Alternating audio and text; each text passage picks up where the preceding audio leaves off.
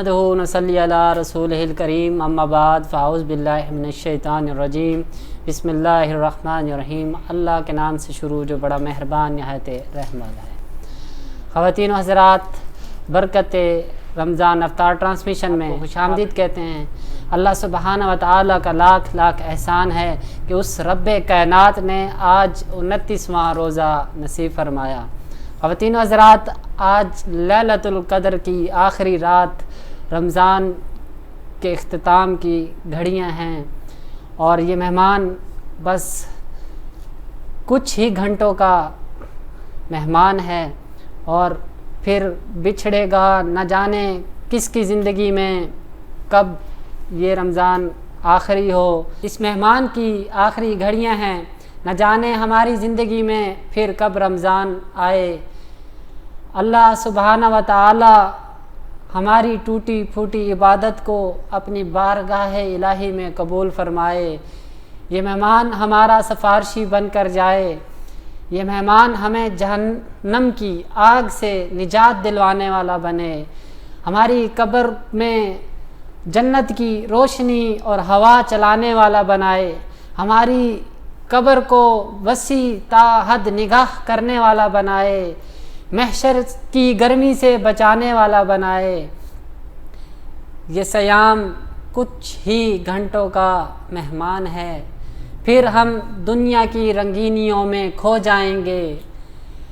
نہ جانے پھر کب ہم اس طریقے سے جیسے اس ماہ صیام میں عبادت کرتے ہیں، اللہ سبحانہ و تعالیٰ سے دعا ہے کہ جیسے اس مہمان کے آنے سے اللہ نے ہمارے دلوں میں نور بھر دیا تھا، پورا سال ہم اسی پر عمل پیرا ہوں اور اسی طریقے سے مسجدوں کی رونقیں بحال رہیں۔ ہمارے ملک میں جو اس وقت حالات چل رہے ہیں، اللہ تعالیٰ سے دعا ہے کہ ہمارے ملک کو بد نظروں سے بچائے اور ہمارے ملک کی حفاظت فرمائے، ہماری افواج کی حفاظت فرمائے، ہماری افواج کو مستحکم کرے۔ ہمارے وطن عزیز کے اندرونی معاملات میں جو لعین سازشیں کر رہے ہیں، اللہ انہیں اس ماہ صیام کے صدقے سے نیست و نابود کرے۔ وہ اپنی ہی سازشوں میں ناکام ہو جائیں۔ جو انہوں نے پاکستان کے لیے چالیں چلی ہیں، یہ چالیں انہی کے گلے میں پڑ جائیں اور وہ اپنی موت آپ مریں۔ پاکستان کی طرف میلی آنکھ دیکھنے والا ہر وہ شخص تباہ و برباد ہو جائے جو اسے بری نگاہ سے دیکھتا ہے۔ اللہ سبحانہ و تعالیٰ سے دعا ہے کہ ہماری افواج پاکستان، ہمارے سیاستدان اس طریقے سے ہمارے ملک کے لیے کام کریں۔ اللہ سے دعا ہے کہ ہمارے سیاستدانوں کو ایسی ہدایت دے کہ وہ ہر پسماندہ، ہر غریب کے لیے کام کریں، نہ کہ وہ اپنی کرسی کے لیے کام کریں۔ اپنے پروگرام کا باقاعدہ آغاز تلاوت کلام پاک سے شروع کریں گے، جس کی سعادت حاصل کریں گے حافظ احسن حسنین۔ اعوذ باللہ من الشیطان الرجیم، بسم اللہ الرحمن الرحیم۔ والنجم اذا هوى ما ضل صاحبكم وما غوى وما ينطق عن الهوى إن هو إلا وحي يوحى علمه شديد القوى ذو مرة فاستوى وهو بالأفق الأعلى ثم دنا فتدلى فكان قاب قوسين أو أدنى فأوحى إلى عبده ما أوحى ما كذب الفؤاد ما رأى أفتمارونه على ما يرى صدق الله العظيم. جزاک اللہ. تلاوت قرآن پاک کی سعادت حاصل کر رہے تھے حافظ احسن حسنین. اللہ سبحانہ و تعالیٰ ان کی عمر دراز کرے اور قرآن پاک کے صدقے سے انہیں عالم دین بنائے. ان کے والد کا جو مشن تھا عالم دین بنانے کا انہیں، وہ تو اب اس دنیا میں نہیں، لیکن وہ ایک چراغ جلتا ہوا چھوڑ کر گئے ہیں. اللہ سبحانہ و تعالیٰ اس چراغ کو ہمیشہ شاد و باد رکھے. خواتین و حضرات، نعت رسول مقبول صلی اللہ علیہ وآلہ وسلم کی سعادت حاصل کریں گے عثمان صلی اللہ علیہ یا رسول اللہ وسلم علیہ یا حبیب اللہ. آقا میرا سوہنا تے سوہنے سوہنے نین علی ماں دا پیارا تے آمینہ دا چین علی ماں دا پیارا تے آمینہ دا چین. آقا میرا سوہنا تے سوہنے سوہنے نین علی ماں دا پیارا تے آمینہ دا چین علی ماں دا پیارا تے آمینہ دا چین. کوئی زلفاں چلے وے چلے کوئی زلفاں چلے وے چلے سارا جگ سوہنا ہے سارا جگ سوہنا ہے. میرے آقا تو تھلے وے تھلے آقا میرا سوہنا تے سوہنے سوہنے نین علی ماں دا پیارا تے آمینہ دا چین علی ماں دا پیارا تے آمینہ دا چین. لے جا براق نال تو ایک پل نہ دیر لا جبریل جا کے میرا محبوب لے کے آ جبریل جا کے میرا محبوب لے کے آ. مالک دو جہاں دے مالک نے دو جہاں دے ایک پل بھی چین نہ سہن سہن علی ماں دا پیارا تے آمینہ دا چین علی ماں دا پیارا تے آمینہ دا چین. آقا میرا سوہنا تے سوہنے سوہنے نین علی ماں دا پیارا تے آمینہ دا چین علی ماں دا پیارا تے آمینہ دا چین. آقا میرا سونا تے سونے سونے دے نین حلیمہ دا پیارا تے آمنہ دا چین. نعت رسول مقبول صلی اللہ علیہ وآلہ وسلم کی سعادت حاصل کر رہے تھے عثمان صاحب. خواتین و حضرات، وقت ہوا ہے بریک کا. بریک کے بعد علامہ صاحب کی طرف.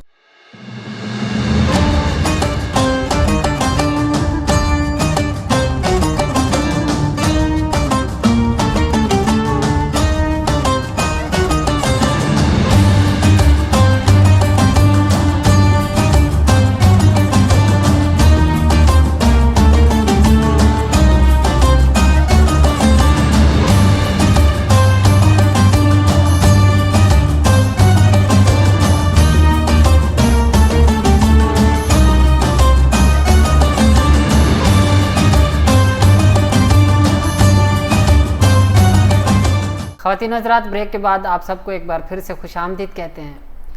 جس طریقے سے آپ کے علم میں ہے کہ ماہ سیام میں صدقہ اور صدقہ فطر ہر شخص ادا کرتا ہے، اسی کے حوالے سے علامہ صاحب کی طرف چلیں گے. علامہ صاحب، صدقہ اور ہدیہ میں فرق کے حوالے سے، اور صدقہ اور ہدیہ کسے کہتے ہیں، تھوڑا سا مختصر بیان کر دیجیے. نحمدہ و نصلی و نسلم علی رسول الکریم، اما بعد فاعوذ باللہ من الشیطان الرجیم، بسم اللہ الرحمن الرحیم. صدقہ اور ہدیے میں فرق یہ ہے کہ صدقہ وہ مال ہے جو محض ثواب کے لیے کسی کو دیا جائے، اور ہدیہ وہ مال ہے جو کسی کو احترام اور رضا الہی کے لیے اسے دیا جائے، یعنی اس کی رضا کے لیے اس کو دیا جائے۔ صدقے میں دوسرے پر رحم کرنا ہے اور ہدیے میں اس کی تعظیم کرنی، عزت کرنی ہے۔ غنی مالدار صحابہ کرام حضور اکرم صلی اللہ علیہ وآلہ وسلم کی خدمت اقدس میں اپنا واجب صدقہ اور نفلی صدقہ پیش کرتے، تاکہ آپ صلی اللہ علیہ وآلہ وسلم اپنے ہاتھوں سے غربا، مسکین، یتیم کو اپنے ہاتھوں سے بانٹے، تاکہ اللہ تبارک و تعالیٰ اسے قبول کرے۔ حضور صلی اللہ علیہ وآلہ وسلم اور اصحاب صفحہ اور دوسرے فقراء صحابہ کرام میں تقسیم کر دیتے تھے، اور بعض لوگ خود حضور صلی اللہ علیہ وآلہ وسلم کو ہدیہ اور نذرانہ لا کر دیتے تھے۔ آقا علیہ الصلوۃ والسلام ان سے پوچھتے تھے کہ یہ صدقہ ہے یا ہدیہ ہے۔ اگر وہ کہہ دیتے کہ یہ صدقہ ہے تو پھر آقا علیہ الصلوۃ والسلام اسے ہاتھ نہ لگاتے۔ اگر آقا علیہ الصلوۃ والسلام پوچھتے کہ یہ ہدیہ ہے تو پھر صحابہ کرام کہتے جی یا رسول اللہ یہ ہدیہ، تو پھر آقا علیہ الصلوۃ والسلام اسے کھاتے اور تھوڑا بہت اپنے صحابہ کرام کو بھی دے دیتے۔ جو کوئی صدقہ وغیرہ لاتا تو آقا علیہ الصلوۃ والسلام اس میں سے اپنا حصہ ذرا برابر بھی نہیں نکالتے اور صحابہ کرام کو بھی نہیں دیتے۔ جو غریب، یتیم، مسکین تھے حضور علیہ الصلوۃ والسلام ان کے اندر تقسیم کر دیتے۔ اور اسی طرح جو بھی آقا علیہ الصلوۃ والسلام کے پاس صدقہ آتا تو آقا علیہ الصلوۃ والسلام اپنے اوپر صدقہ حرام کر لیتے اور دوسروں کو آقا علیہ الصلوۃ والسلام بانٹ دیتے، تقسیم کر دیتے۔ اور جو ہدیہ آقا علیہ الصلوۃ والسلام کو پیش کر دیتا تو آقا علیہ الصلوۃ والسلام اس میں سے پھر اپنا حصہ نکالتے، پھر صحابہ کرام کو بھی دیتے اور غریب، یتیم، مسکینوں کو بھی دیتے تھے۔ یعنی صدقہ سید کو صدقہ نفلی لینا جائز ہے اگر ان کو بتا کر دیا جائے کہ اگر ہم ان سے سید صاحب ہیں، ان سے اگر ہم کہیں کہ ان کا تعلق حضور کی ذات سے ہے، اگر ہم ان سے کہہ دیں کہ یہ حضور والا یہ نفلی صدقہ ہے، آپ اسے قبول کر لیجئے، تو پھر اس کے لیے جائز ہے۔ اگر اسے کہہ دیں کہ یہ نفلی صدقہ نہیں ہے، ہمارے سر کا صدقہ ہے یا میرے بچوں کا صدقہ ہے، تو پھر سید کے لیے جائز نہیں کہ وہ صدقہ اپنے اوپر حلال کرے۔ جس کو بھی آپ صدقہ دیں اسے یہ نہ بتائیں کہ یہ صدقہ کس چیز کا ہے۔ اگر آپ انہیں بتا دیتے ہیں، اگر بالخصوص اگر آپ کسی سید کو صدقہ دیتے ہیں تو پھر آپ انہیں بتا دیں کہ یہ صدقہ میں نے آپ کو نفلی کے طور پر آپ کو دیا یا یہ صدقہ میں نے ہدیے کے طور پر آپ کو دیا، تو پھر وہ اپنے اوپر حلال سمجھے۔ اس کے علاوہ اگر کوئی اور کسی غریب یتیم کو اگر کوئی صدقہ دیتا ہے تو آقا علیہ الصلوۃ والسلام نے فرمایا اگر کوئی صدقہ دیتا ہے تو موت کے علاوہ باقی ہر چیز کو صدقہ ٹال دیتا ہے۔ موت تو ہرگز آ ہی سکتی ہے، جو اللہ تبارک و تعالیٰ نے موت کا وقت مقرر کیا ہے وہ تو نہ ایک لمحہ تاخیر ہو سکتا ہے اور نہ ہی ایک لمحہ اس میں جلدی ہو سکتی ہے۔ جو وقت اللہ رب العزت نے موت کا لکھا ہے وہ اسی وقت پر موت آئے گی۔ اس کے علاوہ انسان کو بیماری بھی مبتلا کر سکتی ہے، اور بھی جیسے بعض اوقات ایکسیڈنٹ ہو جاتا ہے یا کوئی ایسی مصیبت آ جاتی ہے کہ جس کے اوپر انسان بہت پریشان ہو جاتا ہے۔ اس معاملات میں اگر وہ اپنا صدقہ نکالتا ہے تو اللہ تبارک و تعالیٰ اس سے ان کی بیماریاں بھی ختم کر دے گا، ان کی جو پریشانیاں ہیں وہ بھی ختم کر دے گا۔ آنے والی جو بھی مصیبتیں ہوتی ہیں، بیماریاں ہوتی ہیں، صدقہ ان کو لے لیتا ہے اور صدقہ ان کو کھا جاتا ہے، وہ اس بندے تک نہیں پہنچتی۔ جزاک اللہ، بہت ہی اچھا واعظ آپ نے فرمایا۔ ہم سب سوال و جواب کی طرف چلیں گے جو اس سیگمنٹ کا حصہ رہا ہے۔ پہلا سوال ہے صدقہ فطر کب ادا کرنا چاہیے؟ جی، صدقہ فطر افضل تو یہی ہے کہ عید سے پہلے پہلے اس کو ادا کر دیں۔ اگر کوئی ادا نہیں کر سکتا، با مجبوری کسی کے پاس نہیں ہوتے پیسے وغیرہ یا کوئی اناج وغیرہ نہیں ہوتا کہ وہ صدقہ فطر ادا کر دے عید سے پہلے پہلے، لیکن یہ معاف نہیں ہے کہ چاہے سال کا اینڈ بھی کیوں نہ ہو جائے تب بھی اس کے اوپر یہ واجب ہے، یہ ہر صورت میں اس کو ادا کرے گا۔ جو افضل طریقہ ہے وہ عید سے پڑھنے سے پہلے پہلے اس کو ادا خطبہ کرے، عید سے پہلے خطبہ عید سے پہلے پڑھنے سے اس کو ادا کرے۔ اور بعض لوگ اسی صورت میں مطلب فطرہ نکال لیتے ہیں، صدقہ فطر نکال کے رکھ لیتے ہیں کہ ان کو جب وہ عید کے لیے جا رہے ہوتے ہیں تو وہ عید کے خطبے سے پہلے ان کی نیت ہوتی ہے میں نے ادا کرنا ہے، لیکن اس وقت ان کو کوئی غریب یا مسکین نظر نہیں آتا تو وہ اس کی نیت تو یہ تھی کہ میں ادا کر دوں گا، لیکن وہ اس وقت ادا نہیں کرتا اور عید کر لیتا ہے، اور عید کرنے کے بعد وہ ادا کرتا ہے، بعد میں کسی غریب مسکین کو دے دیتا، تو ایسا کرنا کیسا عمل ہے؟ تو ایسا کرنا بھی صحیح ہے، اگر اس کو اس وقت یتیم مسکین نظر نہیں آتے کہ جن کا حق ہے وہ ان کو دے سکے، تو اگر ان کو نظر نہیں آتے تو کوئی بات نہیں، عید پڑھنے کے بعد جب بھی اس کو مل جائیں تو ان کا حصہ ان کو پہنچا دیں۔ اگلا سوال ہے علامہ صاحب، بیوی اور عاقل بالغ اولاد کا فطرہ آدمی پر ہے یا نہیں؟ جس طریقے سے بعض دفعہ ایک گھر کا سربراہ ہوتا ہے اور وہ پورے ہی لوگوں کا صدقہ فطر ادا کر دیتا ہے، تو یہ عمل کیسا ہے؟ دیکھیں، بیوی بھی عاقل ہے، بالغ ہے، اور اس کی اولاد بھی اگر عاقل بالغ ہے تو پھر اس کے ذمہ نہیں ہے کہ وہ اپنی بیوی کا یا اپنے بال بچوں کا صدقہ فطر دے۔ اگر ان کے ہاں نہیں ہے، اگر وہ کہتے ہیں کہ ہاں بھئی ہماری طرف سے آپ ان کو ادا کر دو، پھر اس کے اوپر واجب ہے کہ وہ ادا کرے۔ مطلب اب سب کو اپنا اپنا علیحدہ ادا کرنا ہوگا؟ جی۔ آخری سوال ہے، ماں باپ کا فطرہ اولاد پر ہے یا نہیں؟ جی، ماں باپ کا جو فطرہ ہے، ماں ہوگی، باپ ہوگا، دادا ہو گیا، دادی ہو گئی، اور اس کے علاوہ نابالغ بھائی و دیگر رشتہ دار جو بھی ہیں، اس کا فطرہ اس کے اولاد کے اوپر ذمہ نہیں ہے۔ اگر یہ کہہ دیتے ہیں، سب پیسے جمع کر کے دے دینا کہ یہ ہماری طرف سے آپ ادا کر دینا، پھر اس کے اوپر واجب ہے کہ یہ ان کو ادا کرے۔ ماں باپ، دادا دادی اور نابالغ بھائی یا رشتہ دار، اس کا فطرہ اس کے اوپر واجب نہیں ہے۔ اگر وہ حکم دے دیتے ہیں تو پھر اس کے اوپر واجب ہو جاتا ہے کہ وہ صدقہ فطر دے۔ جی، بہت شکریہ علامہ صاحب۔ خواتین حضرات، یہ سیگمنٹ یہاں پر اختتام کو ہوتا ہے، اگلے سیگمنٹ میں چلتے ہیں۔ خواتین حضرات، وقت ہوا ہے ہمارے آخری سیگمنٹ نیکی کی بات کا۔ جنت کے 8 دروازے کھلے ہیں، جنت کے 8 دروازے کھلے ہیں۔ حضور نبی کریم صلی اللہ علیہ وسلم فرماتے ہیں، میں نے شب قدر میں دیکھا جنت کے 8 دروازے کھلے ہیں، ہر دروازے پر ایک فرشتہ کھڑا ہے، پہلا کہتا ہے خوشخبری ہے اس کے لیے جو اس رات میں قیام کرے، دوسرا کہتا ہے خوشخبری ہے اس کے لیے جو اس رات میں رکوع کرے، تیسرا کہتا ہے خوشخبری ہے اس کے لیے جو رات میں سجدہ کرے۔ یہ ندا کرتے رہتے ہیں۔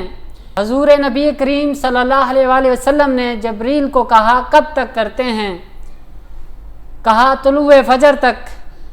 جنت سدرۃ المنتہا کے پاس ہے، جنت سدرۃ المنتہا کے پاس ہے، اس کی چوڑائی آسمانوں کے برابر ہے، دروازے بھی بڑے بڑے ہوں گے، وہاں کھڑے ہو کر فرشتے ندا کر رہے ہیں، اللہ کا حبیب مدینے میں بیٹھ کر سن رہا ہے اور فرشتوں کو دیکھ رہا ہے۔ جو فرشتے کی ندا کو سن سکتا ہے کیا ہمارے درود پاک کو نہیں سن سکتا؟